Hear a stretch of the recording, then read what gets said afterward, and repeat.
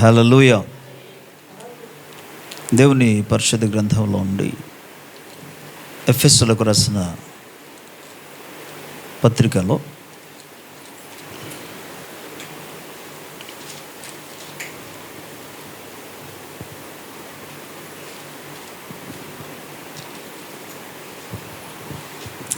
ఆరవ అధ్యాయం, ఎఫెసీయులకు రాసిన పత్రిక 6వ అధ్యాయం 18వ వచనాన్ని చదువుకుందాం.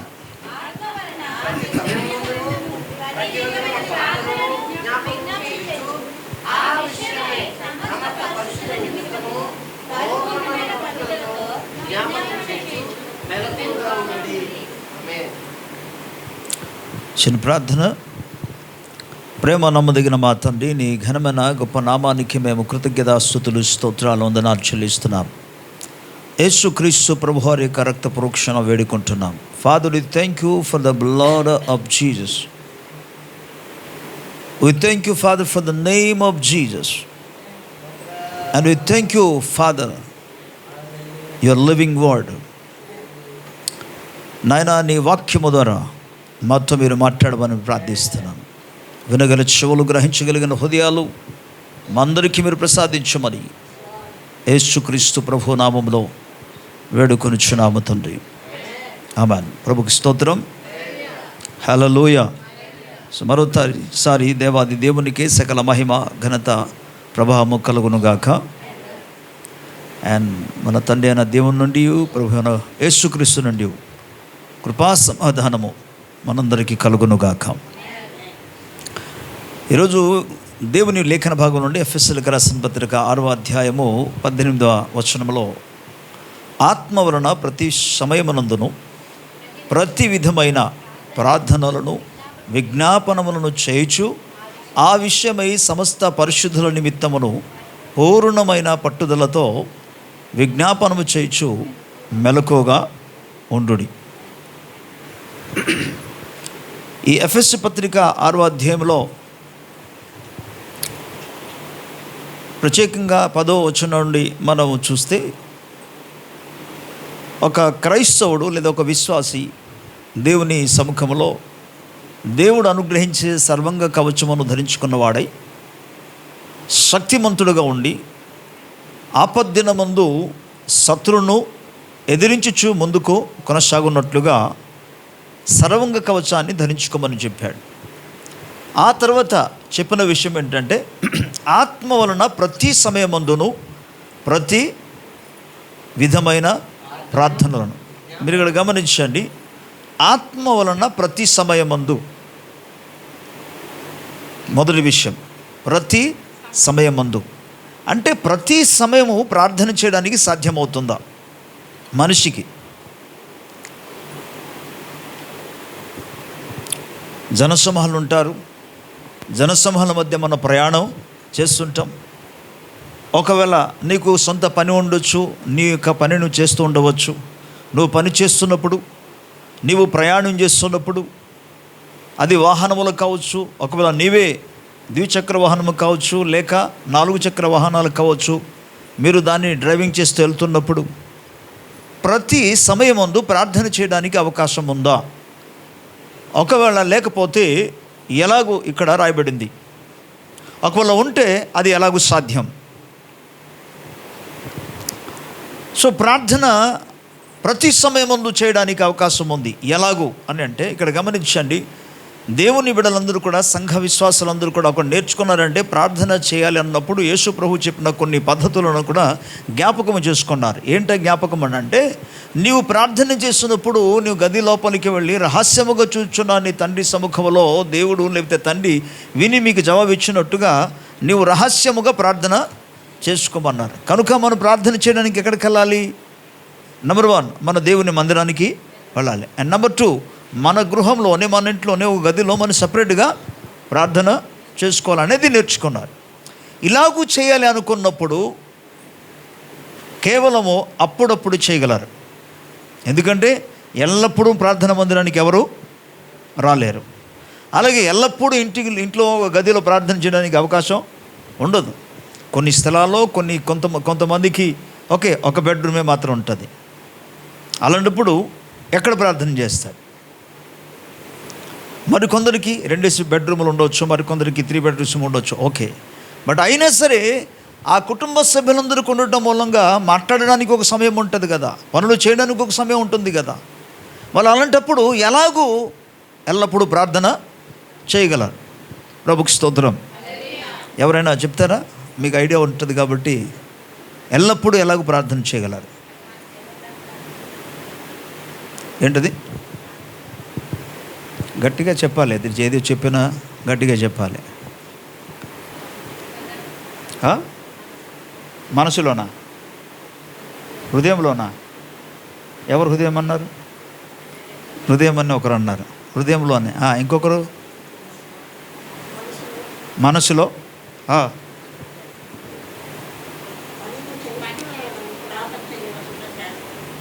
మనుషులు చేస్తున్నారా?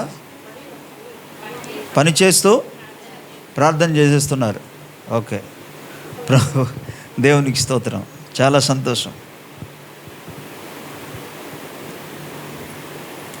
ఓకే, బట్ దానికి వాక్య ఆధారం ఏంటి?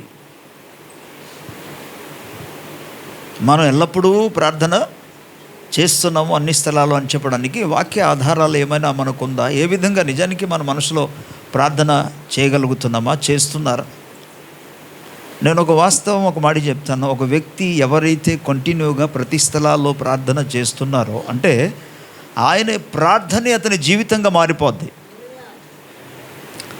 ప్రార్థన చేయడం వేరు, ప్రార్థన జీవితంగా మార్చుకోవడం వేరు. కాబట్టి ఎవరైతే కంటిన్యూ ప్రార్థన చేస్తానంటారో అది కేవలము, వినండి, పరిశుద్ధాత్మ ద్వారా మాత్రము సాధ్యం. ఓకే, ప్రభుకి స్తోత్రం. పరిశుద్ధాత్మ ద్వారా మాత్రమే సాధ్యం. అందుకే పరిశుద్ధాత్మ లేకుండా ఎవరు కూడా నిరంతరము ప్రార్థన చేయలేరు.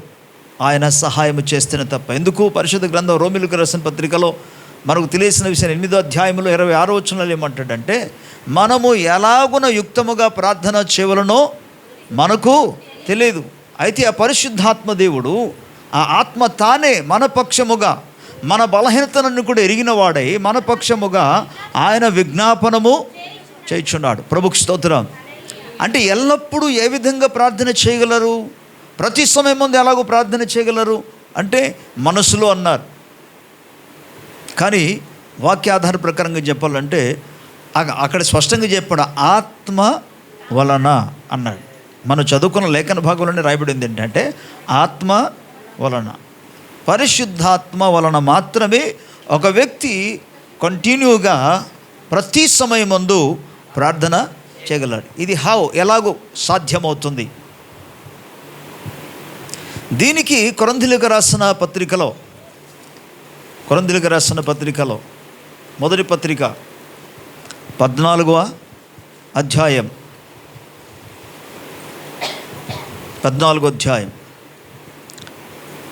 2వ వచనం నుండి నేను చదువుతాను. ఎందుకనగా భాషతో మాట్లాడువాడు మనుష్యులతో కాదు, దేవునితో మాట్లాడుచున్నాడు. మనుష్యుడెవడునూ గ్రహింపడు గాని వాడు ఆత్మ వలన మర్మములను పలుకుచున్నాడు. ప్రభుకి స్తోత్రం చెప్దాం. హల్లెలూయా, హల్లెలూయా. మరలా మనం 14వ వచనంలోకి వెళ్ళిపోదాం. 14వ వచనంలోనికి 13వ వచనం నుండి చదువుకుందాం. భాషతో మాట్లాడువాడు అర్థము చెప్పు శక్తి కలుగుటకై ప్రార్థన చేయవలెను. నేను భాషతో ప్రార్థన చేసినట్ల నా ఆత్మ ప్రార్థన చేయును కానీ నా మనస్సు ఫలవంతముగా ఉండదు. కాబట్టి ఆత్మతో ప్రార్థన చేతును, మనస్సుతో ప్రార్థన చేతును, ఆత్మతో పాడుదును, మనస్సుతో పాడుదును. ఈ వచనములన్నిటి ద్వారా మనకు అర్థమయ్యే విషయం ఏంటంటే, మనం సాధారణముగా పెదవులు మాత్రము కదులుతూ ఉంటుంది, కానీ ప్రార్థన జరుగుతూ ఉంటుంది. ప్రభుకి స్తోత్రం.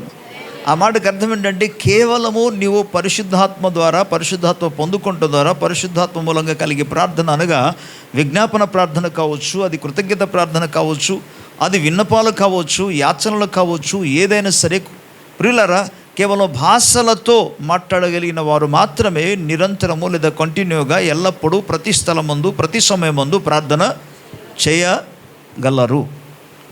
ప్రభుకి స్తోత్రం. లేకపోతే నేను ఇంతకుముందు చెప్పాను, మన దేవుని మందిరానికి వెళ్ళి ప్రార్థన చేయాలంటే మాత్రం అది ఎప్పుడెప్పుడో జరుగుతుంది, ప్రతి సమయమందు జరగదు.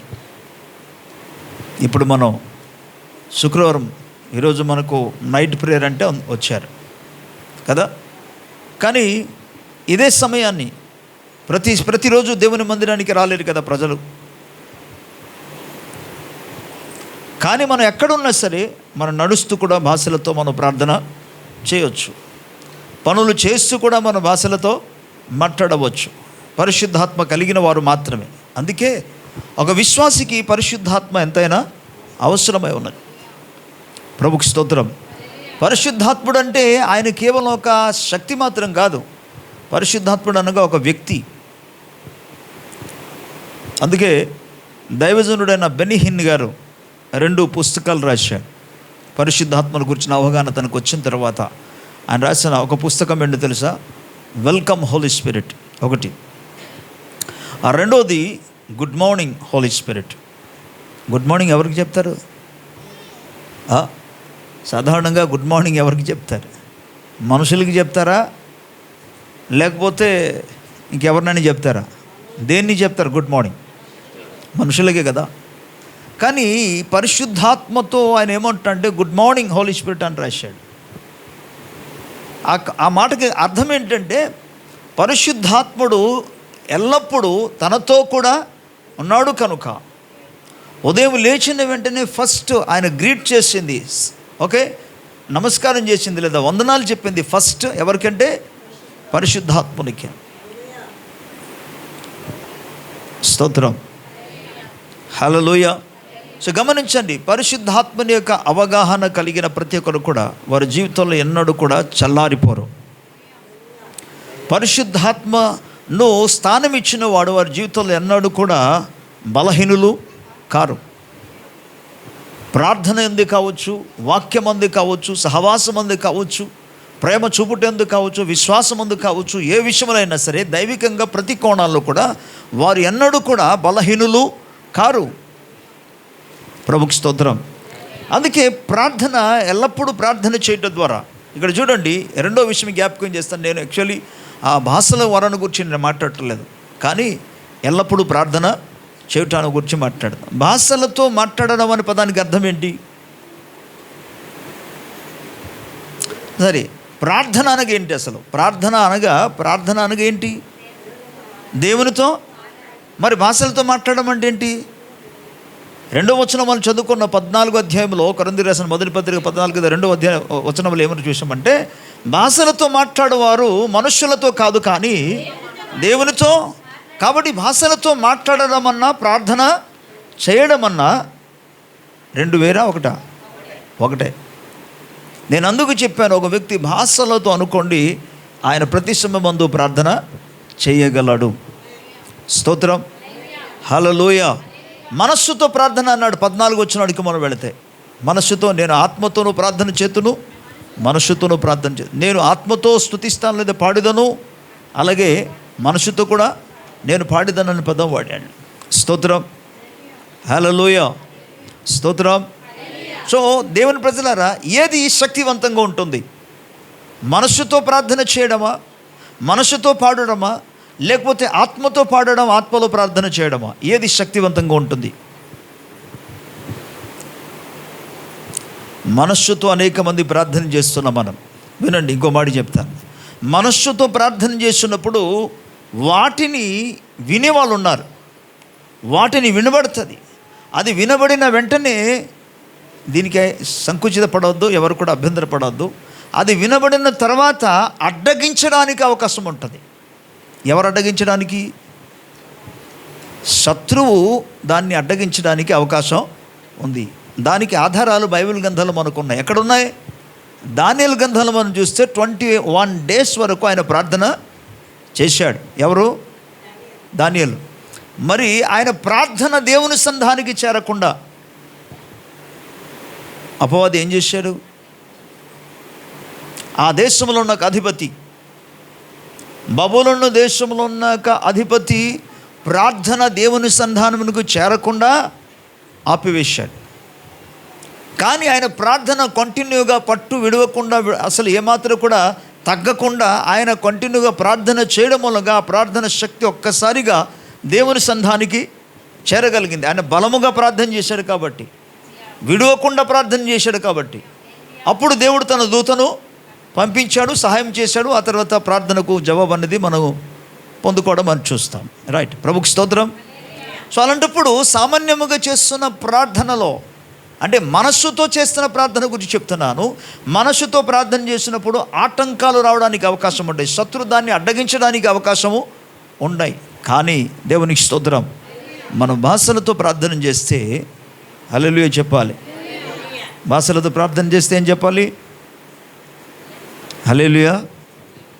భాషలతో ప్రార్థన చేస్తే వాడికి ఏమాత్రం కూడా అర్థం కాదు. స్తోత్రం, హల్లెలూయా. ఓకే, దేవుని బిడ్డలు చేసే ప్రతి ప్రార్థన మనస్సుతోనే ప్రార్థన చేస్తారు. సో మనస్సుతో చేసిన ప్రార్థనలన్నీ కూడా వాడికి తెలుస్తుంది కదా, ఎక్కడైనా రిలీజ్ అవుతుంది కదా, ఎక్కడైనా లీక్ అవుతుంది కదా. తెలుస్తుందా తెలియదా? మీకు ఎలా చెప్తే అర్థం కాదు. ఒక పార్టీ వాళ్ళు, లేకపోతే ఇప్పుడు పార్టీ, దీని గురించి చెప్తే మీకు ఈజీగా అర్థమవుతుంది. ఈ 2 పార్టీలు ఉందనుకోండి, ఒక పార్టీ వాళ్ళు మరో పార్టీకి వ్యతిరేకముగా ఏదైనా ప్లాన్ చేశారనుకోండి, అది ఎక్కడైనా లీక్ అయిందంటే, తెలిసిందంటే, యువతలున్న పార్టీ వాళ్ళు ఏం చేస్తారు? ఏం చేస్తారు? జాగ్రత్త పడరా? అది జరగనీయకుండా ముందుగానే ప్లాన్ చేసుకోరా? మరి మనం చేసే ప్రార్థన ఏంటి? ప్రతి విశ్వాసి దేవుని బిడ్డలు చేస్తున్న ప్రార్థన ఏంటి? నీవు ఆశీర్వదించబడాలని, విడుదల పొందాలని, క్షేమం కలిగి ఉండాలని, భద్రత కలిగి ఉండాలని, విజయం పొందాలని, ఫలించాలని, అభివృద్ధి చెందాలని, ఓకే, నువ్వు ప్రార్థన చేస్తావు. ప్రజలు మారుమనసు పొందాలని ప్రార్థన చేస్తావు, రక్షణ పొందాలని ప్రార్థన చేస్తావు, సంఘమునికి అభివృద్ధి కలగాలని ప్రార్థన చేస్తావు. ఇవన్నీ నేను ఇప్పుడు చెప్పిన ప్రతి ప్రార్థన అంశాలలో ఏదైనా శత్రువుకు ఇష్టమైనదా? నా ప్రశ్నకు జవాబు ఇవ్వండి. ఇప్పుడు నేను చెప్పిన ప్రతి అంశాలలో ఏదైనా శత్రువుకి ఇష్టమైనదా? చెప్పాలి అందరూ. హలో, శత్రువుకి ఇష్టమైనదా? కాదు కనుక వాడు ఏం చేస్తాడు? నీవు దీవించబడడానికి ఇష్టం లేదు, నువ్వు క్షేమంగా ఉండడానికి ఇష్టం లేదు. ఎందుకంటే దొంగతనం, హత్య, నాశనం చేయడానికి వస్తాడు. మరి దేనికిని? వాడు ప్లాన్ అంతా కూడా అదే. కనుక తన ఇష్టం ఏంటి? దేవుని బిడ్డలు చెడిపోవాలి, దేవుని బిడ్డలు బలహీనులుగా ఉండాలి, దేవుని బిడ్డలు పేదరికంగా ఉండాలి, దేవుని బిడ్డలు వారికి ఎటువంటి భద్రత ఉండకూడదు, అనారోగ్య పాలు, ఇవన్నీ కూడా శత్రుత్వ తంత్రాలు. కనుక నీవు వాళ్ళ కాకుండా కాపుదల కోసం ప్రార్థన చేసినప్పుడు వాడికి ఎలా ఉంటుంది? వాడు పని మరి జరగదు కదా, వాడు పప్పు ఇంకా ఉడకదు కదా.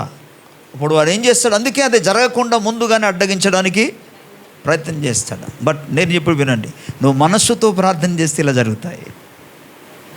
కానీ దేవునికి స్తోత్రం, గట్టిగా స్తోత్రం చెప్పాలి. నువ్వు ఆత్మతో ప్రార్థన చేస్తే ఏమి ప్రార్థన చేస్తున్నావో వాడికి అసలే చెప్పాలి, అందరూ అస్సలు తెలియదు. నువ్వు ఏం మాట్లాడుతున్నా అది ఎలా ఉంటుందంటే, ఇప్పుడు ఒక ఆఫ్రికా దేశానికి సంబంధించిన వాళ్ళకు మాట్లాడారు అనుకోండి, మీకేం అర్థమవుతుంది? వాళ్ళ భాష అర్థమవుద్దా? అవును. అది అసలు కనీసం మనుషులకు ఉన్న భాష కూడా కాదు అది. ఆ భాష కేవలము దేవునికి తప్ప మరి ఎవరికి అర్థము కాదు. ప్రభుకి స్తోత్రం చెప్దాం, గట్టిగా స్తోత్రం చెప్పాలి. కనుక భాషలతో మాట్లాడినప్పుడు వాళ్ళకి ఏమీ అర్థము కాదు. కనుక ప్రయత్నం చేస్తాడు వాడు. ఏ ప్రయత్నం చేస్తాడు? ఏం మాట్లాడుతున్నాడు ఈయన, ఏమి అసలు ప్రార్థన చేస్తున్నాడు అని దగ్గరికి రావడానికి ప్రయత్నం చేస్తాడు, వినడానికి ప్రయత్నం చేస్తాడు. ఓకే, ఏం చేస్తున్నాడు, ప్లాన్ ఏంటో తెలుసుకుందాం అనుకుంటాడు. కానీ అందులో కూడా తనకి రాదు. ఏబిసిడి కూడా రాదు ఆ ప్రార్థనలో. ఎందుకంటే ఆ భాష కేవలం మరలా 2వ వచనం ప్రకారంగా చేస్తున్నాము. భాషలతో మాట్లాడేవారు మనుషులతో కాదు, కానీ దేవునితోనే. నువ్వు మనస్సుతో మాట్లాడినప్పుడు భాషలతో, ఈ మనస్సుతో మాట్లాడినప్పుడు మనుషులతో మాట్లాడుతున్నావు, కానీ భాషతో నువ్వు మాట్లాడినప్పుడు దేవునితో మాట్లాడుచున్నావు, అనగా ప్రార్థన చేస్తున్నావు. ప్రభుకు స్తోత్రం చెప్పాలి. ఎవరైతే దేవునితో మాట్లాడుతున్నారో, మరలా చెప్తున్నా, ఆ భాష కేవలం ఒకసారి ఆ వచనాన్ని ఒకసారి చదువుతాను నేను. మనుష్యుడు ఎవడును గ్రహింపడు కానీ వాడు ఆత్మ వలన మర్మములను పలుకుచున్నాడు. క్షమాభివృద్ధియు హెచ్చరికయు ఆదరణయు కలుగున్నట్లు ప్రవచించువాడు మనుషులతో మాట్లాడుచున్నాడు. భాషతో మాట్లాడువాడు తనకే క్షమాభివృద్ధి కలుగజేసుకొనును కానీ ప్రవచించువాడు సంఘమునకు క్షమాభివృద్ధి కలుగజేయును అన్నాడు. దేవునికి స్తోత్రం, హల్లెలూయా. సో ఈ వచనం ద్వారా మనకు అర్థమయ్యే విషయం ఏంటంటే, ప్రతి ఒక్క విశ్వాసి దేవుని యొక్క ఆత్మ ద్వారా భాషలతో మాట్లాడాలి. ప్రభుకు స్తోత్రం. ఇలాగ నేను చెప్తున్నప్పుడు ఇది పెంటికస్ట్ వాడికే సంబంధించింది కాదు. బైబిల్ కేవలం పెంటికస్ట్ వారి కోసము కాదు. బైబిల్ క్రైస్తవుల కొరకు, బైబిల్ విశ్వాసుల కొరకు, బైబిల్ పరిశుద్ధుల కొరకు. బైబిల్ అన్నది ప్రభువును నమ్మిన వారి కొరకు. స్తోత్రం. బైబిల్ ఈవెన్ ఎవరి కొరకు అంటే ప్రభువును నమ్మని వారి కొరకు కూడా, కానీ కేవలం ఒకే తెగకు సంబంధించిన వారి కొరకు కాదు. సో అందుకే మీకు తెలియజేసే విషయం ఏంటి? పరిశుద్ధాత్మ కొరకు ప్రార్థన. అందుకే ప్రతి విషయమునందు, అలాగే ప్రతి సమయమందు ఆత్మ వలన మనము ప్రార్థన చేయాలి. ప్రభుకు స్తోత్రం, హల్లెలూయా. అందుకు ఇక్కడ మరలా మన రోమపత్రికలోనికి వెళదాం. 8వ అధ్యాయంలో అని చెప్తున్న మాట ఏంటి?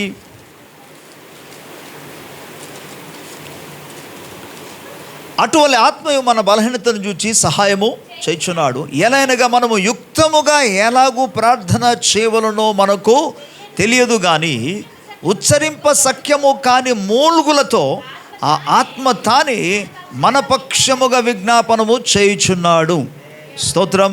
మరియు హృదయములను పరిశోధించేవాడు ఆత్మ యొక్క మనస్సు ఏదో ఎరుగును. ఎలైనగా ఆయన దేవుని చిత్త ప్రకారము పరిశుద్ధుల కొరకు విజ్ఞాపనము చేయుచున్నాడు. స్తోత్రం. ఇక్కడ మనం గమనిస్తే పరిశుద్ధాత్మ దేవుని గురించి మాట్లాడుతూ, ఇక్కడ పరిశుద్ధాత్మ అసలు ఎలాగో యుక్తముగా ప్రార్థన చేయాలో మనకు అసలు తెలియదు. మీకు ప్రార్థన చేయడం వచ్చా రాదా? ప్రార్థన చేయడం వచ్చా రాదా? ప్రైజ్ ది లార్డ్, హల్లెలూయా. వచ్చా రాదా? మీ అందరికి వచ్చు కదా, కానీ లేఖనం చెప్తుంది మన ప్రార్థన చేయడం మనకి రాదు. నాకు కూడా రాదు.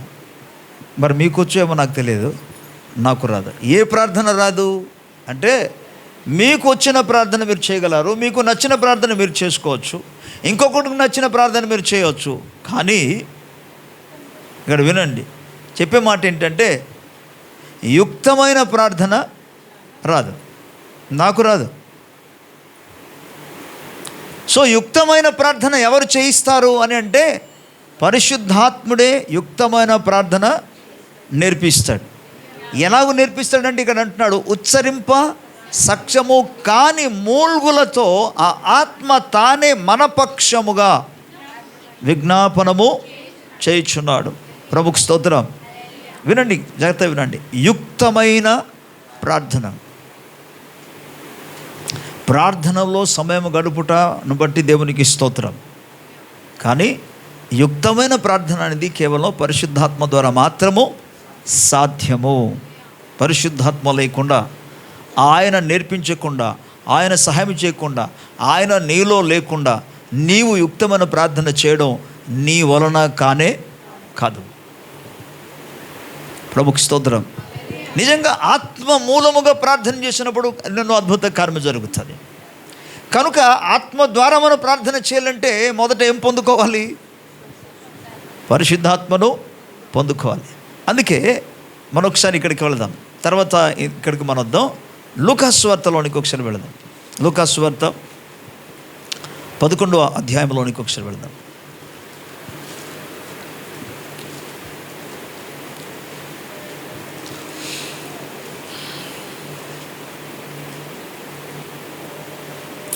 లూకాసు వార్త 11వ అధ్యాయంలో మొదటి వచనము నుండి మనం చదువుకోగలిగితే అక్కడ యేసు ప్రభు ప్రార్థన గురించి కొన్ని విషయాలు తెలియజేశాడు.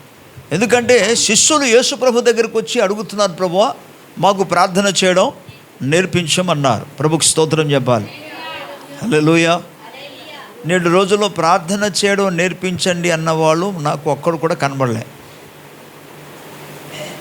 ఎందుకు కనబడలేదంటే వారి మట్టుకు వాళ్ళ ఫీలింగ్ ఏంటంటే మాకు ప్రార్థన చేయడం వచ్చు అనే ఫీలింగ్ ఉంది.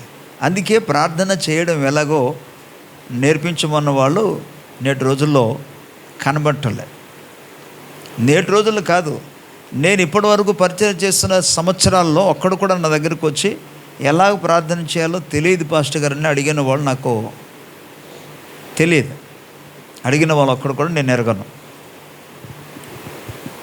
ఓకే, ఇక్కడ శిష్యులు వచ్చి యేసుప్రభు దగ్గర ప్రార్థన అడిగారు, ప్రభువా బోధకుడా మేము ఎలాగో ప్రార్థన చేయాలో మాకు తెలీదు, మాకు ప్రార్థన నేర్పించమన్నారు.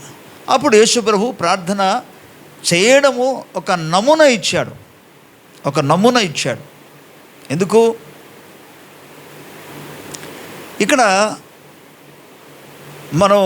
నేను చదువుతాను. ఆయన ఒక చోట ప్రార్థన చేయుచుండెను. ప్రార్థన చాలించిన తర్వాత ఆయన శిష్యులలో ఒకడు, ప్రభువా యోహాను తన శిష్యులకు నేర్పినట్లుగా మాకును ప్రార్థన చేయ నేర్పమని ఆయనను అడిగిన. అందుకైన మీరు ప్రార్థన చేయనప్పుడు తండ్రి నీ నామము పరిశుద్ధపరచబడునుగాక, నీ రాజ్యం వచ్చునుగాక అంటూ ఇలాగూ ప్రార్థన అక్కడ నేర్పించారు. మీరు ప్రార్థన చేయనప్పుడు అని పదాన్ని వాడాడు. దీన్ని మళ్ళీ మత్తయి సువార్తలోనికి మనం వెళ్ళిపోతే మత్తయి సువార్తలు ఏమంటాడంటే మీరు ఇలాగున ప్రార్థన చేయుడి అంటాడు మత్తయి సువార్తలో.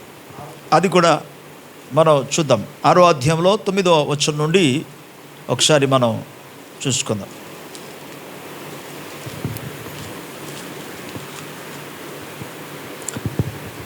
ప్రభుకి స్తోత్రం చెప్దాం. హల్లెలూయా. 9వ వచనంలో కాబట్టి మీరు ఇలాగూ ప్రార్థన చేయుడి అన్నాడు. రైట్. లూకాసు వార్తలో మీరు ప్రార్థన చేయనప్పుడు అన్నాడు. మత్తయిలో మీరు ఇలాగూ ప్రార్థన చేయుడి అన్నాడు. ఇలాగూ ప్రార్థన చేయమన్నాడు, కానీ ఈ ప్రార్థన చేయుడి అనలేదు. కాబట్టి ఇక్కడ కేవలం ప్రార్థన నమూనా మాత్రం ఇచ్చాడు. అనేక సందర్భాలు చెప్పాను హౌ టు ప్రే అనే ప్రార్థన చే విషయంలో.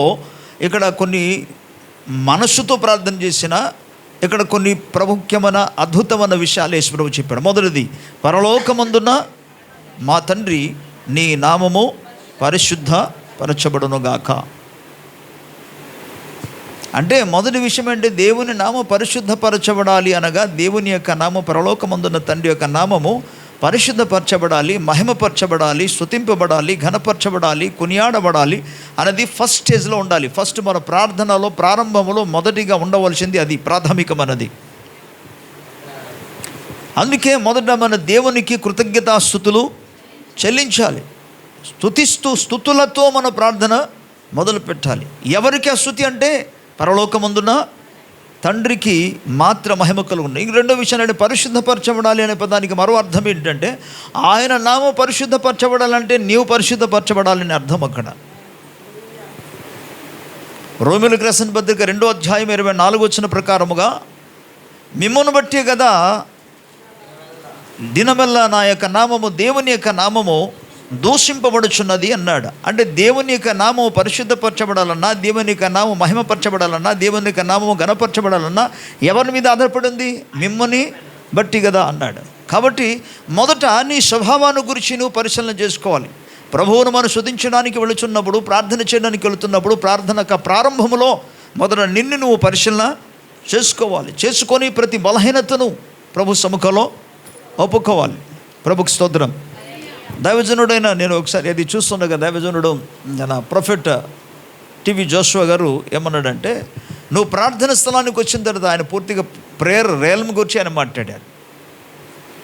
నువ్వు ప్రార్థన స్థలానికి వచ్చినప్పుడు మొదట నీవు జ్ఞాపకం చేసుకోవాల్సింది ఏంటంటే, ఆ దినమంతయు సింపుల్గా మనం చేసే ప్రార్థన ఏంటి? వినండి, వైపు చూస్తూ వినాలి, తలపైకి ఎత్తండి. ఏం చదువుతున్నారు మీరు? ఏమని ప్రార్థన చేస్తారు? నైట్ టైం ప్రార్థన చేస్తున్నారు అనుకోండి, ఏం ప్రార్థన చేస్తారు? దినమంతా కాపాడావు కాబట్టి స్తోత్రం, నేను ఏదైనా తప్పి చేసుంటే ఇదే కదా చేసిన. కానీ అది కాదు పాయింట్. అసలు నీవు ఉదయం లేచినది మొదలుకొని, ఇది చాలా ప్రాముఖ్యమైనది, వినండి. ఉదయము లేచినది మొదలుకొని ఎక్కడికెక్కడికి వెళ్ళావు, ఏ ఏ పనులు చేసావు, ఎవరితో నీవు మాట్లాడావు, ఎక్కడ ఏ విధంగా నీవు ప్రవర్తించావో అర్థమవుతుందా? దీన్ని పరిశీలన చేసుకొని ప్రార్థన చేయ. ఫస్ట్ ఎక్కడైనా పొరపాటు జరిగిందని, పలానా స్థలంలో ప్రభావం నీకు ఇలాగైంది, నేను ఆ వ్యక్తితో తప్పుగా మాట్లాడాను, లేకపోతే ఇలా జరిగింది, అలా జరిగింది.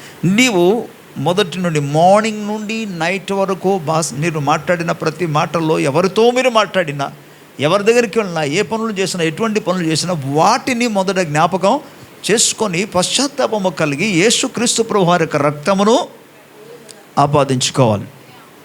స్తోత్రం. గట్టిగా, ఇంకా కొంచెం గట్టిగా, ఇంకా కొంచెం గట్టిగా. ఓకే.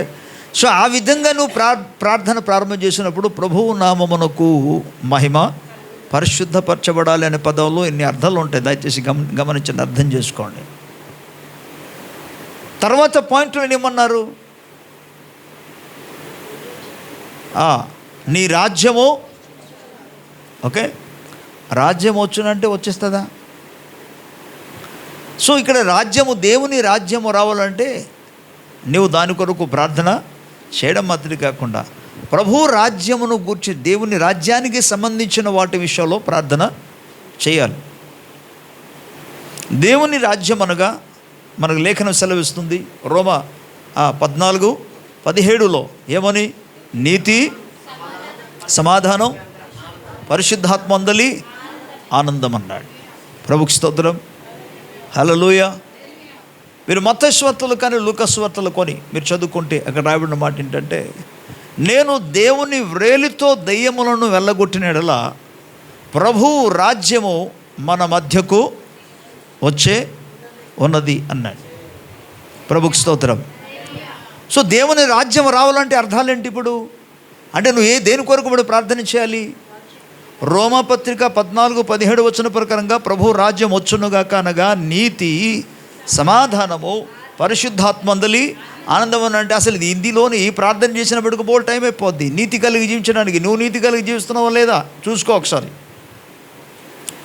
నీ యొక్క కుటుంబ సభ్యులు అలా జీవిస్తున్నాం లేదా, సంఘ బిడలు ఆ విధంగా జీవిస్తాం లేదా, దాన్ని పరిశీలన చేసుకొని నువ్వు ప్రార్థన చేయాలి. అలాగే సమాధానం కొరకు ప్రార్థన చేయాలి. నువ్వు దేవునితో సమాధానం కలిగి ఉన్నావా? ఒకరితో నువ్వు సమాధానము కలిగి ఉంటున్నారా లేదా?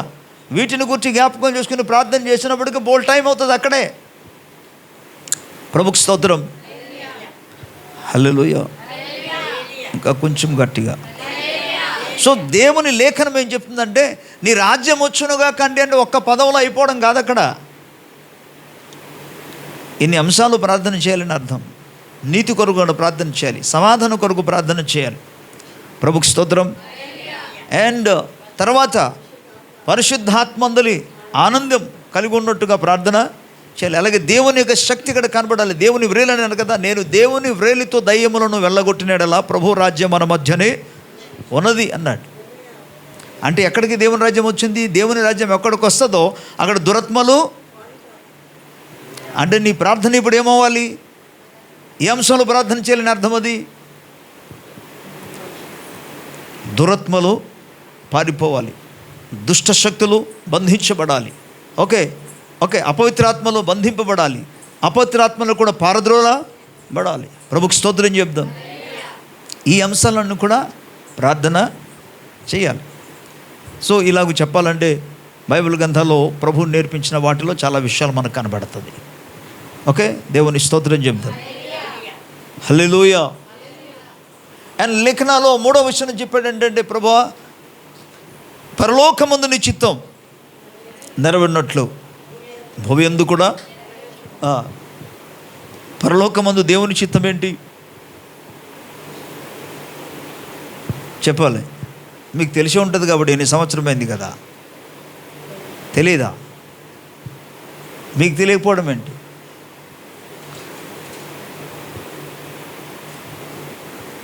పరలోకమందు దేవుని చిత్తం ఏంటి? What is the will of God in heaven?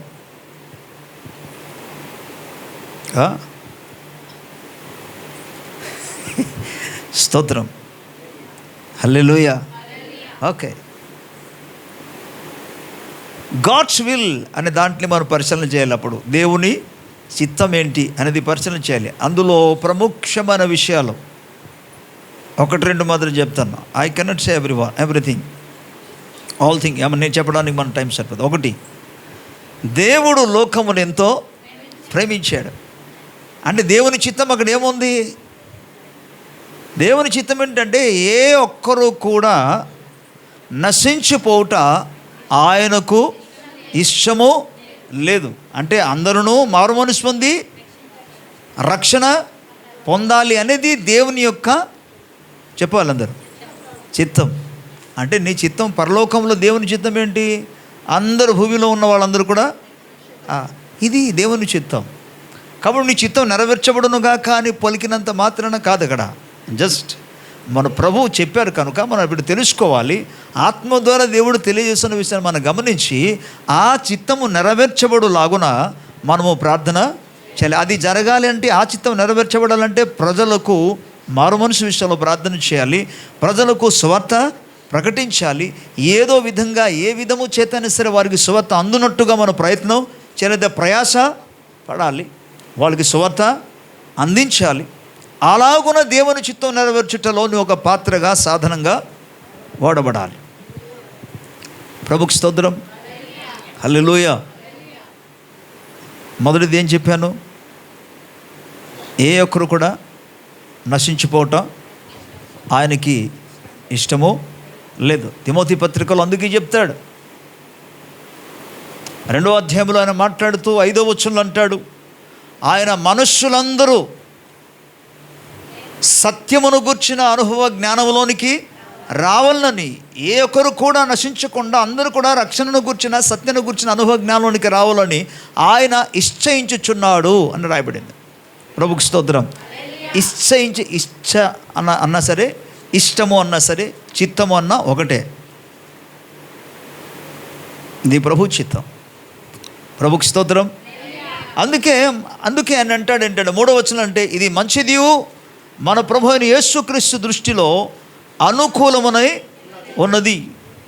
ప్రభుకి స్తోత్రం. ఏంటది మంచిది? ఏది దేవుని దృష్టికి అనుకూలమైనది అంటే, మనుషులందరూ రక్షణ పొందాలనేది ఆయన చిత్తం కనుక వారి కొరకు ప్రార్థన చేయాలి అనేది దేవుని యొక్క చిత్తం. ప్రభుకి స్తోత్రం. సో పరలోకమందు దేవుని చిత్తము నెరవేర్చినట్టుగా భూమి యందు కూడా నెరవేర్చబడాలి. స్తోత్రం. దేవుని చిత్తాల్లో చాలా ఉన్నాయి, కానీ అన్నీ నేను చెప్పలేను, ఇప్పుడని చెప్పాను. రెండో విషయం చెప్తా. తెస్సలోనికీయులకు రాసిన పత్రికలో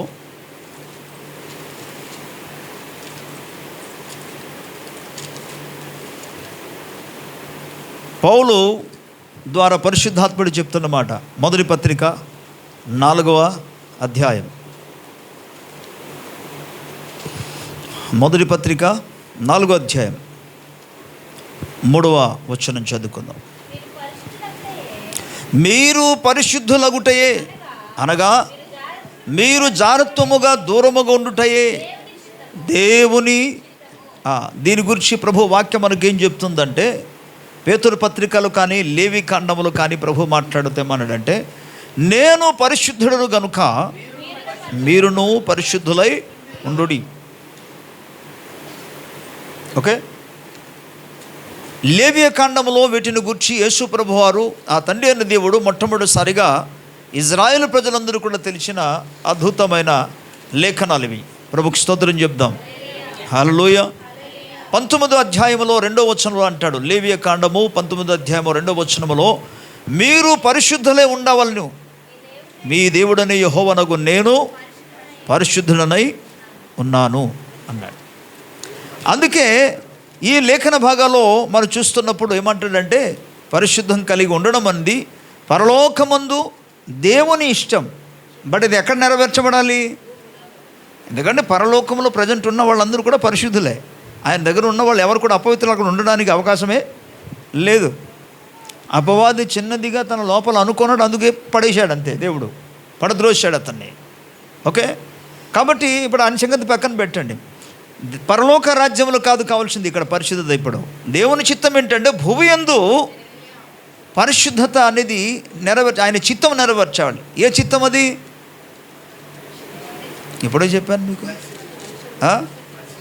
గట్టిగా చెప్పాలి. ప్రభుకి స్తోత్రం చెప్దాం. హల్లెలూయ, హల్లెలూయ. అండ్ దేవుని యొక్క లేఖన భాగంలో ఇలాగూ మనము పేతురు పత్రికల్లో కూడా మనం చూసుకోగలిగినప్పుడు ఆయన పరిశుద్ధత కలిగి జీవించాలని దైవ వాక్యము ద్వారా మనకు తెలియజేస్తాడు. ప్రభుకి స్తోత్రం చెప్దాం.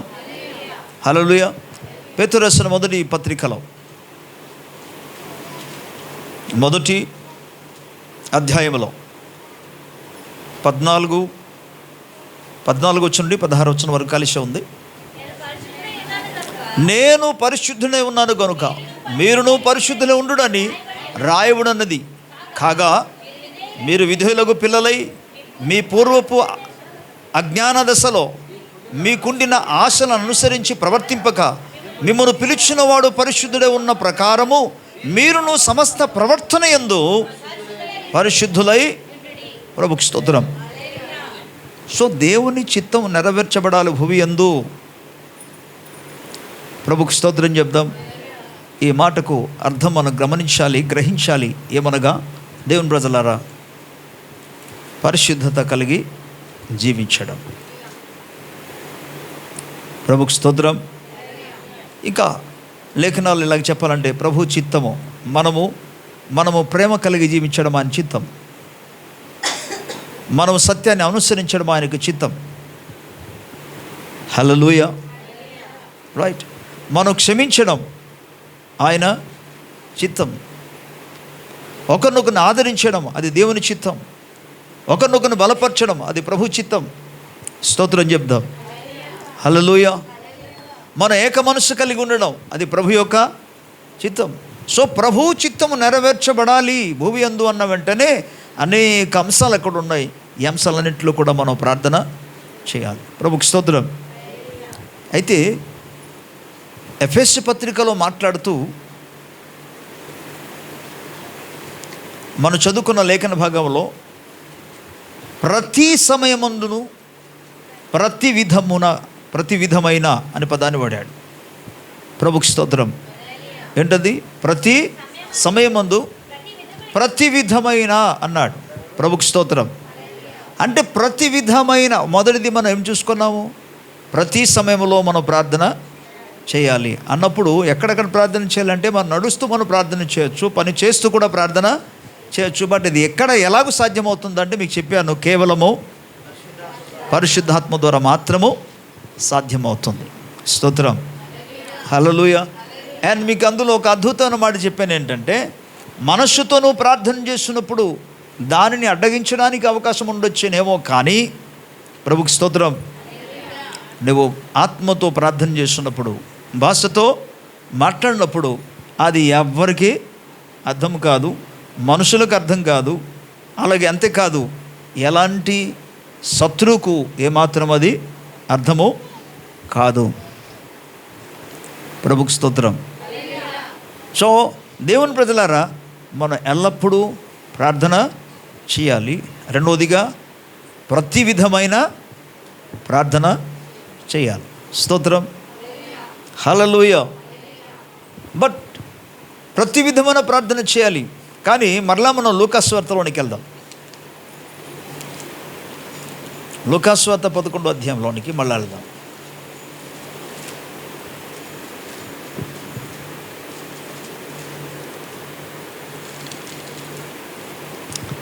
మనం మొదట అడగవలసింది ఏంటి అనే దాంట్లో ఇక్కడ పై భాగాల్లో ఇంకొక అంశం చెప్పాడు. వాటిని గురించి మన తర్వాత చూద్దాం.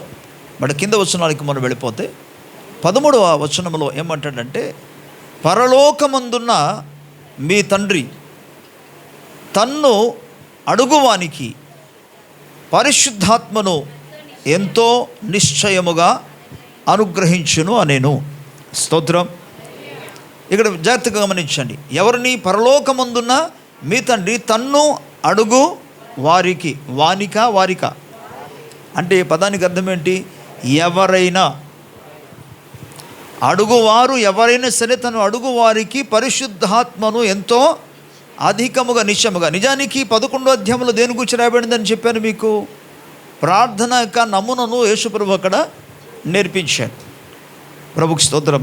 సో ప్రార్థన నమూనల వెంటనే అందరూ కూడా వెళ్ళిపోతారు. కానీ అసలు మొదట మనం ప్రభు సముఖంలో అడగవలసింది ఏంటి?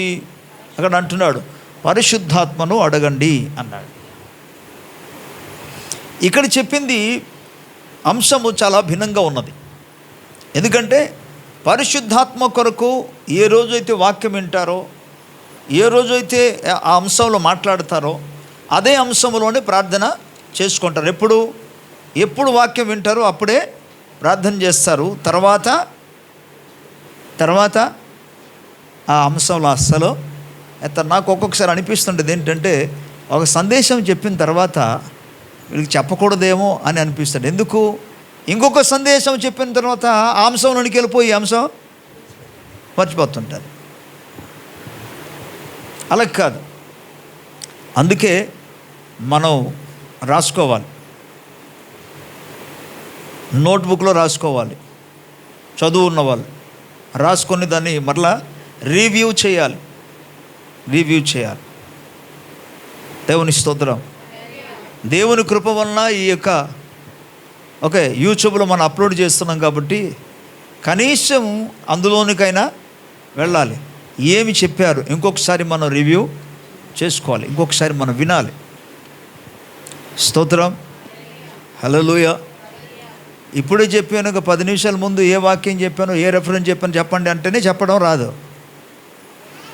అలాంటప్పుడు నువ్వు ఎంతగా చూడాలి అసలు. అరే మన కోసం అవకాశం దొరికింది కదా, మనం తప్పకుండా వీటిని మనం చూడాలి, ఇంకొకసారి వినాలి అనాలి కదా. ఎందుకు ఆ నిర్లక్ష్యం నాకు అర్థం కాదు. దేవుని వాక్యం చెప్తుంది, వినిన వాటిని మరలా మనం వినాలి.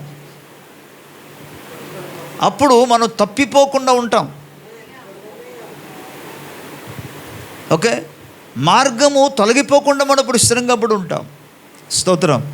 లేకపోతే ఎందుకు వాక్యము దివారాత్రం ఎందుకు ధ్యానం చేయాలి? వాక్యం దివారాత్రం ధ్యానం చేయాలంటే మొదటి కీర్తన ధ్యానం చేయడం కాదు. మొదటి కీర్తనలో ఏమన్నాడంటే ధర్మశాస్త్రమును ధ్యానము చేయమన్నాడు, లేదా వాక్యమును ధ్యానం చేయమన్నాడు. మొదటి కీర్తన ధ్యానం చేయమల్లే. హలో, మీకేమర్థమైంది?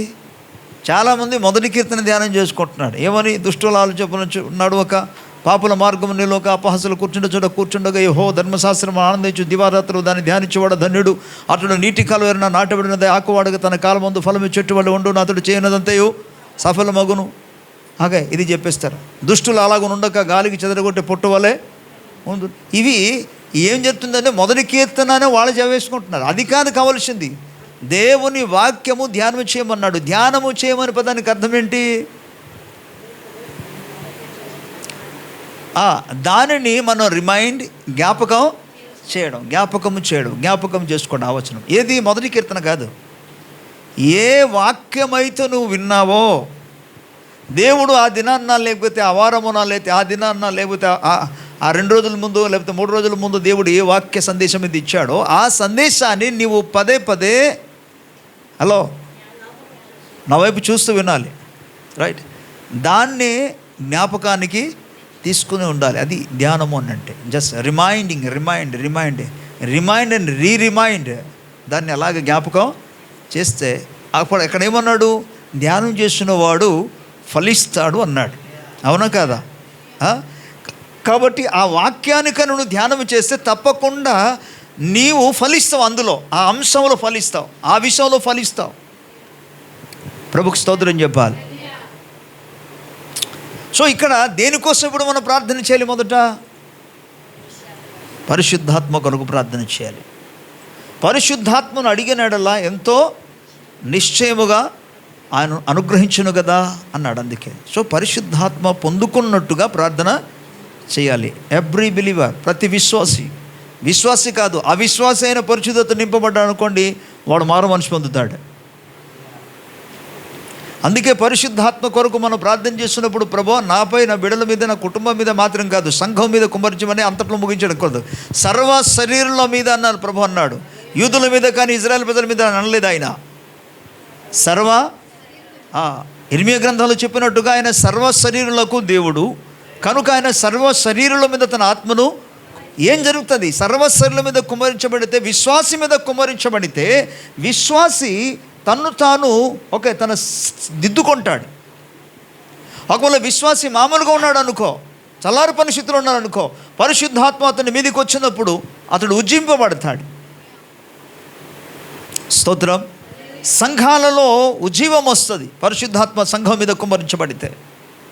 అందరూ తమ మార్గాన్ని సెట్ చేసుకుంటారు, దిద్దుకుంటారు. అన్యజనుల మీద కుమ్మరించబడినప్పుడు వారు మారు మనసు పొందుతారు. ప్రభుకి స్తోత్రం. అందుకే ఇక్కడ ఏమంటాడంటే పరిశుద్ధాత్మ కొరకు మీరు ప్రార్థన చేయండి అన్నాడు. ప్రభుకి స్తోత్రం.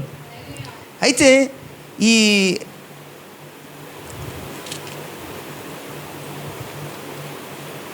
5వ వచనం నుండి 10వ వచనం వరకు, 8వ వచనం వరకు మనం చూస్తే ప్రభు చెప్తున్న ఒక మాట చాలా భిన్నంగా ఉంది. స్తోత్రం చెప్దాం. 5వ వచనం నుండి 8వ వచనం వరకు చెప్పబడిన యొక్క మాట ఎలా ఉందంటే, ఇక్కడ చేసిన ప్రార్థన విజ్ఞాపన ప్రార్థన. ఓకే, ఎందుకంటే ఇక్కడ ఈ స్టోరీలో 3 స్నేహితులు కనబడతారు. మొదటి స్నేహితుడు ఊర్లోనే ఉన్నాడు, రెండో స్నేహితుడు ఆ వీధిలో ఉన్నాడు, మూడో స్నేహితుడు ఏరే గ్రామంలో నుండి ప్రయాణం చేస్తూ వచ్చాడు.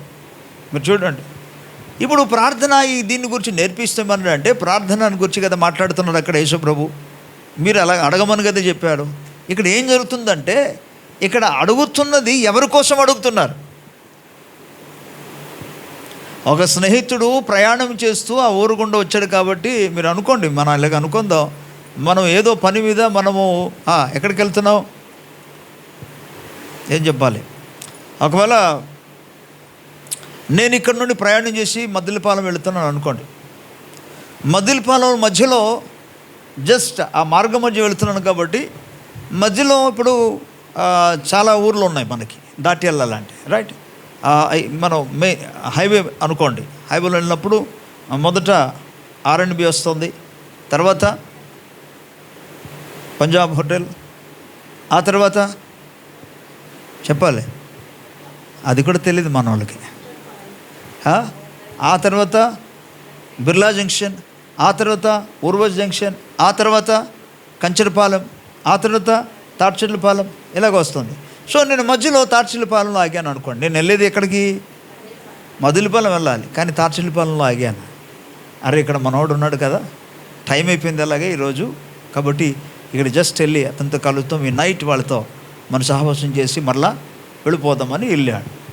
అప్పుడు అక్కడ జరిగిన విషయం ఏంటంటే, అక్కడున్న ఒక వ్యక్తి తన స్నేహితుడు ఏమన్నాడంటే, అరే ఈ టైంలో వచ్చారు, అసలు ముందుగా ఫోన్ చేశాను చెప్పుంటే బాగున్ను, మా దగ్గర ప్రజెంట్ అసలు మొత్తం భోజనం అయిపోయింది ఏం మిగలలేదు, అంతా అయిపోయింది, పిల్లలందరూ కూడా పడుకున్నారు, ఏమి ఫుడ్ లేదు ఏమీ లేదు, ఇప్పుడు ఏం చేయాలో అర్థం కాదు. ఈయన చూస్తే ప్రయాణం చేసి వచ్చాడు. ఇప్పుడు వెంటనే ఆయన ఏం చేశాడంటే, పక్కనున్న వీధిలోనే మరొక స్నేహితుడు ఉంటే ఆయన దగ్గరికి వెళ్ళాడు. స్నేహితుడా, పరిస్థితిలో జరిగింది, నా స్నేహితుడు ప్రయాణం చేస్తూ మార్గం మధ్య జస్ట్ నైట్ అయిపోయింది కాబట్టి మా దగ్గరికి వచ్చారు, రేపు ఆయన వెళ్ళిపోతారు, కాబట్టి నా దగ్గర ప్రజెంట్ అసలు ఉంటే నీ దగ్గరికి నేను రాను, నా దగ్గర ఉన్నదంతా కూడా ఆల్రెడీ మేము తినేసాం, పిల్లలంతా తినేసి ఇప్పుడు పడుకున్నారు, కాబట్టి ఏమైనా మీ దగ్గర ఉంటే జస్ట్ ఒక్క రొట్టి ఇవ్వండి అని అడుగుతున్నాడు. అలాగే ఉంది కదా. మీరు ఇక్కడ గమనించినప్పుడు ఈయనొచ్చి ఈ ప్రశ్న అడుగుతున్నాడు. 6వ వచనం నుండి, నా స్నేహితుడు ప్రయాణం చేయుచు మార్గములో నా యొద్దకు వచ్చున్నాడు, అతనికి పెట్టుటకు నా యొద్ద ఏమీ లేదని అతనితో చెప్పిన ఎడల అతడు లోపలనే ఉండి, నన్ను తొందర పెట్టద్దు, తలుపు వేసి ఉన్నది, నా చిన్నపిల్లలు నాతో కూడా పండుకుని ఉన్నారు, నేను లేచి ఏలేనని చెప్పునా అని సరే అనేక విషయాలు అక్కడ చెప్పాడు. బట్ 5వ వచనం చూస్తే, నాకు 3 రొట్టెలు బదులు, ఇక్కడ అడిగేది ఎలాగుంది చూడండి, బదులు ఇమ్మన్నాడు స్నేహితుడు. కానీ ఏమని అడుగుతున్నాడు? బదులు ఇమ్మన్నాడు.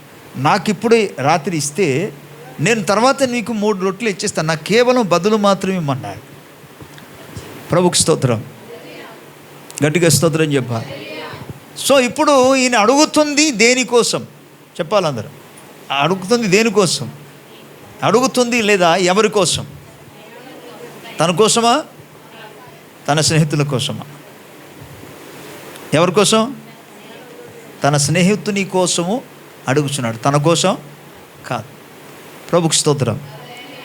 అంటే ఈ ఉపమాన ప్రకారముగా స్తోత్రం, యేసు రక్తమే జయం.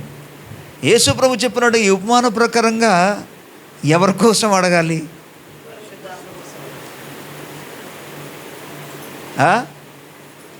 ఎవరి కోసం అడగాలి అంటున్నా. ఎవరిని దేనిని అడగాలి అంటంలే, ఎవరి కోసం అడగాలి? ఎందుకు మీ తలలు పైకెత్తండి, నా వైపు చూస్తూ వినండి. ఎవరి కోసము అడగాలి? ఇక్కడ యేసు ప్రభు చెప్పిన వాక్య ప్రకారముగా ఎవరి కోసం అడగాలి?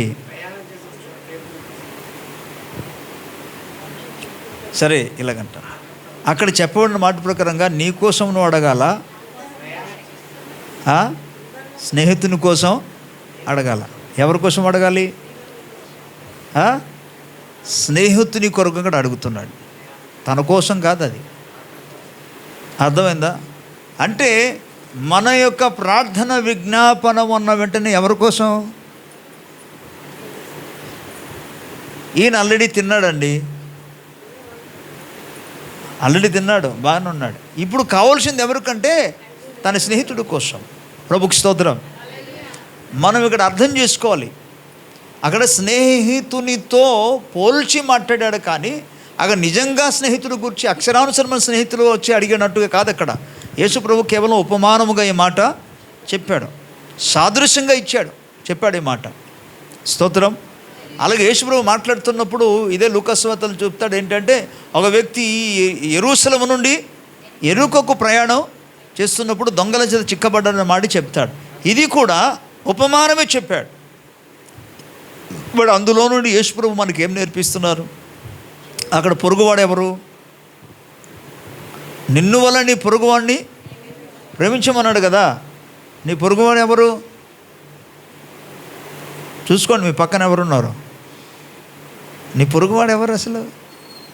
అక్కడ నీ పొరుగువాడు ఎలా ఉదాహరణ ఎలాగిచ్చారో యేసు ప్రభు, ఇక్కడ నీ స్నేహితుడు అని చెప్పడంలో కూడా అదే విధమైన ఉదాహరణ ఇచ్చాడు ఆయన. ప్రభుకి స్తోత్రం. సో నువ్వు ఇప్పుడు అడగవలసింది ఎవరి కోసం? అది స్నేహితుడి కోసం. స్నేహితుడు అన్న వెంటనే ఇక్కడ స్నేహితుడు మాత్రం కాదు, అర్థం చేసుకోవాలి ఏంటంటే, ఒక వ్యక్తి ఎవరంటే ఆకలితో ఉన్న వ్యక్తి, అలసిపోయి ఉన్న వ్యక్తి, ప్రయాణము చేస్తున్న వ్యక్తి. స్తోత్రం చెప్పాలి. ఇప్పుడు అతని కొరకు ప్రార్థన చేయాలి, అడగాలి, దేవుని దగ్గర అడగాలి. అంటే ఈ ప్రార్థన తన కోసము కాదు, ఆయన అడుగుతుంది తన కోసం కాదు, తన యొక్క స్నేహితుని కోసం. ఇక్కడ స్నేహితుడు అనగా మనం అర్థం చేసుకోవాలి, మన తోటి సహోదరుడు. ప్రభుకి స్తోత్రం చెప్పాలి. ఇక్కడ స్నేహితుడు అన్న వెంటనే అర్థం చేసుకోవాలి, ప్రభు యొక్క బిడలు, దేవుని బిడలు అని మాత్రం ఎందుకు నేను ఖచ్చితంగా చెప్తున్నానంటే, పరిశుద్ధాత్ముడు ప్రార్థన చేసినప్పుడు ఎవరి కొరకు ప్రార్థన చేస్తారు? యేసు రక్తమే జయం చెప్పండి. యేసు రక్తం జయం చెప్పండి. అరే గట్టిగా చెప్పండి. దానికి తప్ప ఇంకెళ్ళలేదు. ఘన విజయం అందులోనే మనకుంది. రైట్. యేసు రక్తం జయం ప్రభు. స్తోత్రం. సో ఇక్కడ పరిశుద్ధాత్మ దేవుడు అసలు ఎవరి కోసం విజ్ఞాపన చేస్తున్నాడు అని అంటే, రోమాపత్రిక 8వ అధ్యాయ ప్రకారముగా 26, 27 వచనం ప్రకారముగా సమస్తమైన మన పక్షముగానే చేస్తున్నాడు, కానీ సమస్తమైన పరిశుద్ధుల కొరకు చేస్తున్నాడు. ఓకే, మనం ముందుగా చదువుకున్న ఒక మూల వాక్య భాగంలో ఎఫెసీ పత్రికలో చదువుకున్న 6వ అధ్యాయంలో చదువుకున్న 18వ వచనంలో కూడా ఎవరి కోసం, ఆత్మ వలన ఎవరి కోసం, ప్రతి సమయం ముందు ఎవరి నిమిత్తం, అక్కడ కూడా పరిశుద్ధుల కొరకు ప్రార్థన. కాబట్టి ఇక్కడ స్నేహితుని కొరకు ప్రార్థన చేశారనే పదానికి మరో అర్థం ఏంటంటే, మనము పరిశుద్ధుల కొరకు ప్రార్థన చేయాలి. అనగా పరిశుద్ధులు అనగా దేవుని యొక్క బిడ్డల కొరకు ప్రార్థన చేయాలి. అయితే మీరు గమనించండి, పరిశుద్ధాత్ముడు దాని కొరకే ప్రార్థన చేస్తాడు. ఎవరి కోసం? మనం ఇతరుల అవసరత కొరకు ప్రార్థన చేయాలని, ఇతరులు అన్న వెంటనే మరలా చెప్తున్నాను, మొదటిది మనం ప్రార్థన చేసినప్పుడు ఫస్ట్ థింగ్ మీరు గమనించాలి, దేవుని బిడ్డల కొరకు ప్రార్థన చేయాలి, లేదా సంఘము కొరకు ప్రార్థన చేయాలి. స్తోత్రం, హల్లెలూయా. రెండవదిగా సంఘ ప్రార్థన అయిన తర్వాత నీవు సంఘపు వెలుపట్టి ఉన్న వారి కొరకు ప్రార్థన చేయాలి. నీ ఇంటిని వదిలేసి వెళ్ళిపోవద్దు. ఫస్ట్ మొదట ఎవరికి భోజనం పెట్టాలి? ఇంట్లో ఉన్న వారికి భోజనం పెట్టాలి, పెట్టకూడదా? ఇంట్లో ఉన్న భోజనం పెట్టకుండా అందరికీ బయట ఉన్న పెడుతున్నారు అనుకో, ఏమవుద్ది పరిస్థితి? ఇంట్లో ఏమవుద్ది, బయట ఏమవుద్ది?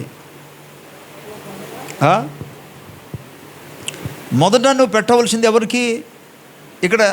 ఇక్కడ ఉన్న లేఖనాలే మరలా మీకు చెప్తాను, యేసు ప్రభు చెప్పిన మాటే మీకు చెప్తాను, వినండి. ఆల్రెడీ ఈ ఊర్లో ఉన్న స్నేహితుడు, వినండి, నా వైపు చూస్తూ వినాలి, ఈ ఊర్లో ఉన్న స్నేహితుడు ఆల్రెడీ భోజనం చేశాడు. అర్థమవుతుంది కదా? ఆల్రెడీ భోజనం చేశాడు, ఇంత మునుపే భోజనం చేశాడు, తన బిడ్డలందరూ కూడా భోజనం చేశారు. అందరూ భోజనం చేసిన తర్వాత ప్రజెంట్ వాళ్ళ దగ్గర ఏమీ లేదు, నిద్రపోతున్నారు, రెస్ట్ తీసుకుంటున్నారు. అంటే ఆల్రెడీ వారి కడుపు నిండింది, వారి పిల్లల కడుపు నిండింది. దేవుని స్తోత్రం. అర్థమైందా? ఇప్పుడు ఎవరి దగ్గరికి వెళ్ళారు? ఇప్పుడు తన కోసం కాదు, ఇప్పుడు తన స్నేహితుని కొరకు అడగడానికి వెళ్తున్నాడు. కాబట్టి మొదట మీరు గమనించండి, మీ పిల్లలు, స్తోత్రం. సో తర్వాత నువ్వు అక్కడికి వెళ్ళాలి. నేను స్టెప్ బై స్టెప్ చెప్తున్నాను. అంటే ప్రార్థన చేస్తున్నప్పుడు మొదట ఎవరి కోసం ప్రార్థన చేయాలి? బయటల కోసమా? సంఘ వెలుపట్లో ఉన్న వాళ్ళ కోసమా? సంఘ వెలుపటి కాదు, మొదట ప్రార్థన చేయండి సంఘము లోపల, అనగా సంఘస్థుల కొరకు మొదట ప్రార్థన చేయాలి. కనుక దయచేసి ఎప్పుడైనా సరే వీళ్ళ కోసం వాళ్ళ కోసం అని ప్రార్థన చేయదు. ఫస్ట్ మొదట సంఘము కొరకు, తర్వాతే సంఘము వెలుపట్టు ఉన్నవారి కొరకు. స్తోత్రం, హల్లెలూయా. మొదట సంఘం, మొదట సంఘ విశ్వాసులు, సంఘంలో ఉన్న ప్రతి కుటుంబం, ప్రైజ్ ది లార్డ్, వారి క్షమ కొరకు మనం ప్రార్థన చేయాలి. ఎందుకంటే పరిశుద్ధాత్ముడు మాత్రం వీరి కోసమే ప్రార్థన చేస్తాడు. మొదట పరిశుద్ధుల కొరకే ప్రార్థన. హల్లెలూయా. సో ఎవరి కోసం ఇక్కడ? తన కోసం కాదు, స్నేహితుల కోసం ఇక్కడ ప్రార్థన చేశాడు.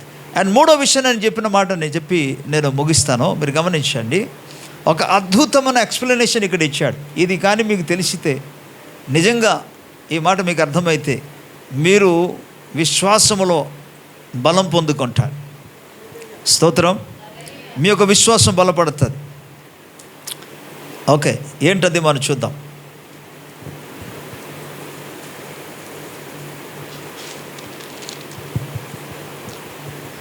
తొమ్మిదవ వచనంలోనికి వెళ్దాం. 8వ వచనంలో మరో మాట చెప్పాడు. ఏమన్నాడంటే, అతడు తన స్నేహితుడైనందున లేచి ఇవ్వకపోయినాను, అతడు సిగ్గుమాలి మాటి మాటికి అడుగుట వలనైనను లేచి అతనికి కావలసినవన్నీ ఇచ్చునని మీతో చెప్పుచున్నాను. ఎలాగ అడుగుతున్నాడు ఈయన? మాటికి అడుగుతున్నాడు. ఇది అందుకే ఎడతెగక చెప్పాలా ప్రార్థన చేయాలి, ఇసుకక.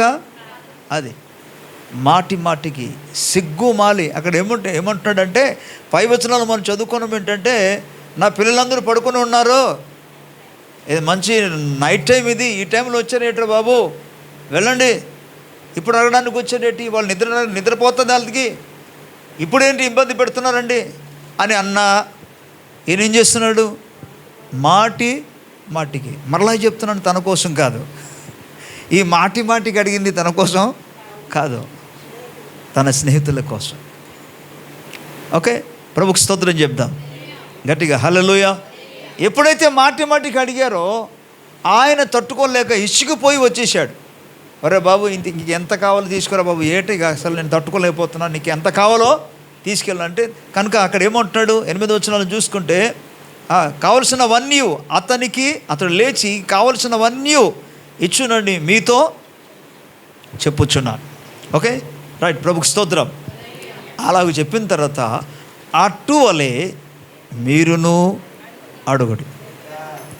మత్తయి సువార్తలో 7వ అధ్యాయం 7వ వచనంలో ఏం చూస్తామంటే, అడుగుడి మీకు ఇవ్వబడును, వెదకుడి మీకు దొరుకును, తట్టుడి మీకు తీయబడును. 8వ వచనంలో అడుగు ప్రతివానికి ఇవ్వబడుతుంది, వెదకు ప్రతివానికి దొరుకుతుంది, తట్టు ప్రతివానికి తీయబడుతుంది. అలా బాగానే ఉంది. కానీ ఇక్కడ ఏమంటున్నాడు, అటువలే మీరును అడుగుడి అంటే ఎటువలే? ఓకే, మాటికి మనం అడగాలి. అక్కడ పై భాగంలో ఉన్న సంఘటనను తీసుకొచ్చి అటువలే మీరును అడుగుడి అన్నాడు. అప్పుడు మీకు చూడండి మీకు ఇవ్వబడును, అటువలే మీరు వెదకుడి అప్పుడు మీకు, అలాగూ తట్టుడి. ఈయన వెళ్ళాడు, ఏం చేశారు ఆయన? మొదట వాళ్ళ స్నేహితుడు ఇల్లు ఎక్కడుందో అక్కడికి వెతికి వెళ్ళాడు. రెండోదిగా తన స్నేహితుడి ఇంటి దగ్గర తలుపు కొట్టాడు. మూడోదిగా అడిగాడు. ఈ 3 అక్కడ జరిగింది. అటువలే మీరును అడుగుడి మీకు ఇవ్వబడును, వెదకుడి మీకు దొరుకును, తట్టుడి అంటూ మరల 10వ వచనం, అడుగు ప్రతివానికి ఇవ్వబడును. అసలు ఈ వచనం చదువున్నప్పుడు గొప్ప ధైర్యం రావాలి నీకు. స్తోత్రం, గట్టిగా స్తోత్రం చెప్పాలి. ఎందుకంటే అడుగు ప్రతి వానికి, హల్లెలూయా, వాట్ వండర్ఫుల్. అసలు ఎంత అద్భుతం అన్నమాట కదా ఇది. అడిగే ప్రతి వానికి పడుతుంది అన్నాడు. అంటే అడగడానికి వచ్చిన వాళ్ళు ఒక్కడు కూడా ఒట్టి చేతిలో వెళ్ళాడు. నువ్వు అక్కడ ఉన్నావా? అడిగే వానిలో నువ్వు ఉన్నావా? అడిగే వానిలో నువ్వు ఉంటే నీకు తప్పకుండా నీకు దొరుకుతుంది. ఎందుకంటే ప్రతి వానికి, అడగడానికి వచ్చిన వాళ్ళు కొందరికి ఇస్తానని అక్కడ చెప్పలేదు, ప్రతి వానికి. ప్రభుకి స్తోత్రం చెప్పాలి గట్టిగా, హల్లెలూయా. ఓకే, వెదకు ప్రతి వానికి దొరుకును, తట్టు ప్రతి వానికి తీయబడును మీతో చెప్పుచున్నాను. ఇప్పుడు చెప్పాడు చూడండి అసలైన విషయాలు. 11వ వచనం నుండి చదవండి. మీలో తండ్రి అయిన వాడు తన కుమారుడిని చేపను అడిగితే చేపకు ప్రతిగా గుడ్డును అడిగితే తేలునిచ్చునా? మీరు చెడ్డవారు మీ పిల్లలకు మంచి ఇవ్వలను ఇవ్వని ఎరిగి ఉండగా పరలోకమందున మీ తండ్రి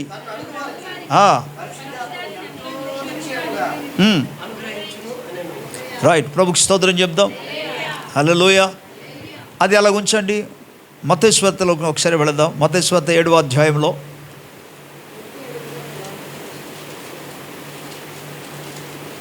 9వ వచనాన్ని చదువుదాం. 9వ వచనం నుండి.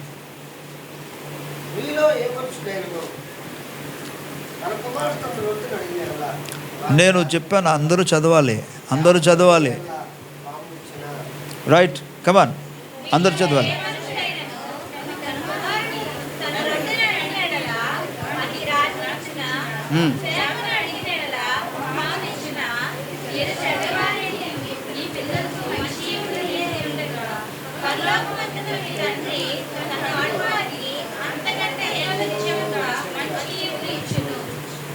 ఓకే, స్తోత్రం చెప్పాలి, హల్లెలూయా.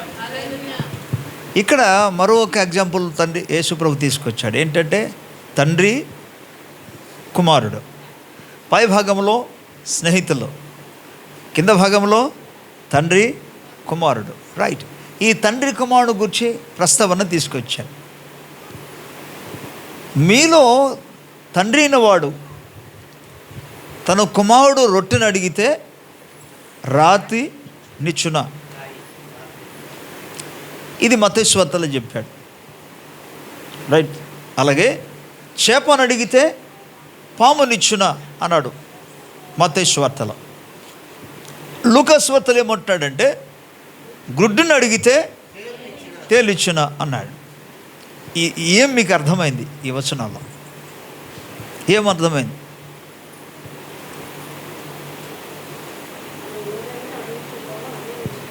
చెప్పాలి అందరూ. నేను అందరికి అడుగుతున్న ఈ ప్రశ్న, ఇది మీకేం అర్థమైంది?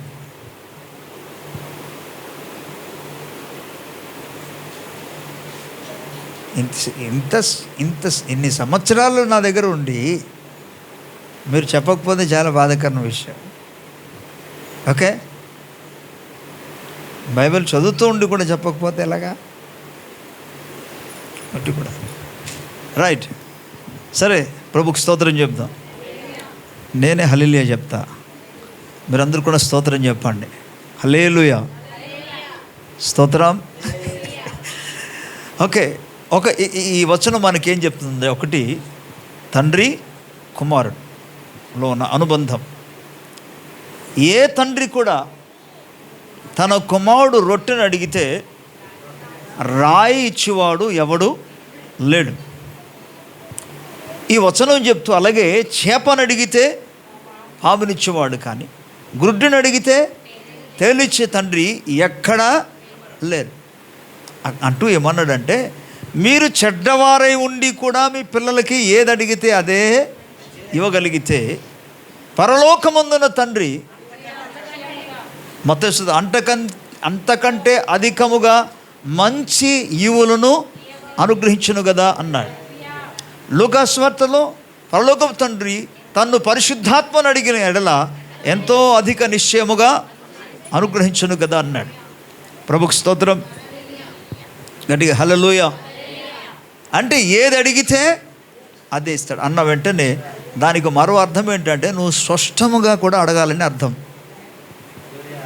నీకు ఏది కావాలో అది స్పష్టముగా నువ్వు ప్రభువును అడగాలి. దేవుని స్తోత్రం. చాలామంది, ప్రభువా వినండి,